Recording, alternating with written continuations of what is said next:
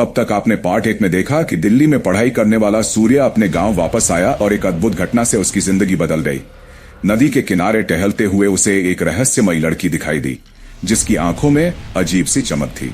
धीरे धीरे उसने पता लगाया कि वह लड़की कोई साधारण लड़की नहीं, बल्कि परीलोक की रानी थी। एक ऐसी दिव्य परी जो कभी देवताओं के बीच अपनी महिमा बिखेरती थी, लेकिन अब धरती लोक में रह गई थी और डायन में परिवर्तित हो चुकी थी। उसकी रहस्यमयी उपस्थिति ने सूर्या को मोहित कर दिया और उसके मन में अनगिनत सवाल पैदा हो गए। अब आगे सूर्या की रातें अब बेचैनी में कट रही थी। वह लड़की कौन थी? उसकी आंखों में ऐसा क्या था जिसने उसे इतना मोहित कर दिया?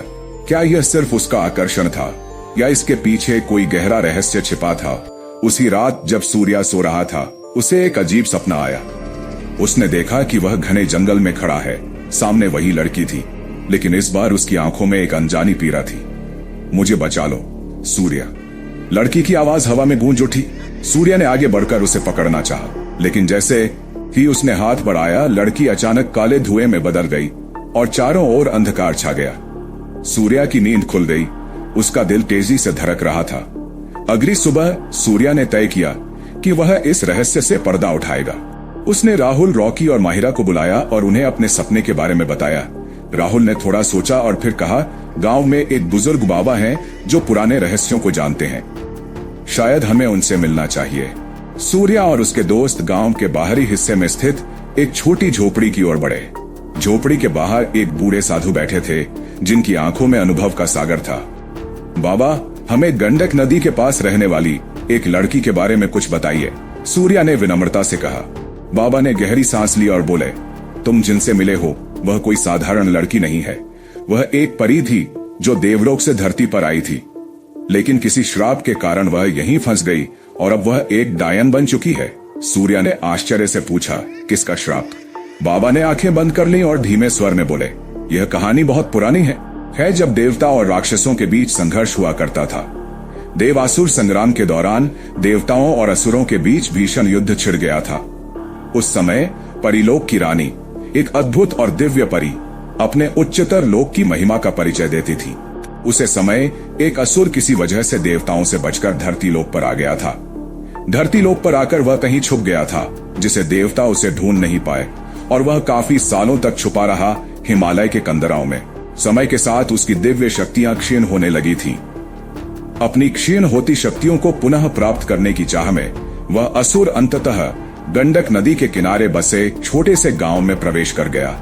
वहां उसने अपना चेहरा छुपा लिया और रात के अंधेरे में लोगों को बलि देने लगा, जिससे उसकी शक्तियां धीरे धीरे पुनर्जीवित होने लगीं।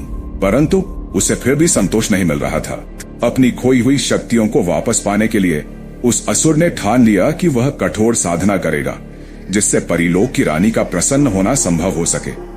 वह हिमालय की दूर दराज घाटियों में वर्षों तक कठोर तपस्या में लीन रहा, अपना मन, शरीर और आत्मा को पूर्ण समर्पण के साथ प्रशिक्षित किया। एक रात जब वह अपनी साधना में गहराई से डूबा हुआ था, अचानक तेज हवाओं ने माहौल बदल दिया। उसी क्षण उसके सामने एक भव्य दृश्य प्रकट हुआ। पूरे आभूषणों से सजी अत्यंत सुंदर और मनोहारी परी प्रकट हुई। उसकी दिव्यता और अनंत सुंदरता ने उस असुर को पूरी तरह मोहित कर दिया और वह कुछ पल के लिए भूल गया कि वह साधना क्यों कर रहा था। परी ने उसकी ओर घूरते हुए पूछा, तुम मुझसे क्या चाहते हो? उस असुर ने मन में उमड़ते भावों को सहलाते हुए जवाब दिया, मैं तुम्हारा मुकुट चाहता हूँ, क्योंकि वह मुकुट परीलोक की सारी शक्तियां संजोए हुए है। परी ने नम्रता से कहा, मैं तुम्हें वह मुकुट नहीं दे सकती, क्योंकि वह मेरे अधिकार में है। यदि तुम्हें कुछ और चाहिए तो सोच समझकर मांगो। पर असुर ने दृढ़ता से कहा, नहीं, मेरा मन केवल तुम्हारा मुकुट चाहता है। तभी उसी समय एक प्रबल और गुस्से से भरपूर स्वर में एक डायन प्रकट हुई। उसकी आंखों में क्रोध की चमक थी और उसने कठोर स्वर में कहा, तुम हमारे बीच से हटकर इस पराई औरत के साथ व्यवहार कर रहे हो। तुम अपने प्रिय को ठगते हो और दूसरों को धोखा दोगे। आज से तुम्हें मैं श्राप देती हूँ कि तुम एक काला कुत्ता बन जाओगे, अपनी सारी शक्तियां खो दोगे। और परी, तुम भी मेरी तरह एक डायन में परिवर्तित हो जाओगी। तुम्हारी देवलोक की शक्तियां खत्म हो जाएंगी और तुम्हें डायन की शक्तियां मिल जाएंगी तथा तुम्हारा मुकुट तुमसे छिन जाएगा। इस श्राप को तोड़ने के लिए जिस दिन इस डायन रूप में कोई सच्चे दिल से तुमसे प्यार करेगा और तुमसे विवाह करेगा, और तुम उसका दिल निकलकर खून पियोगी, तभी तुम्हारा यह श्राप समाप्त हो जाएगा। आखिर वो डायन कौन थी? उसका उस असुर के साथ क्या रिश्ता था? क्या सूर्य अपने अटूट प्रेम और संघर्ष की शक्ति से परी को उसके श्राप से मुक्ति दिला पाएगा? और अंततः सूर्य का इन असुर, परी और डायन के रिश्तों में क्या रिश्ता है?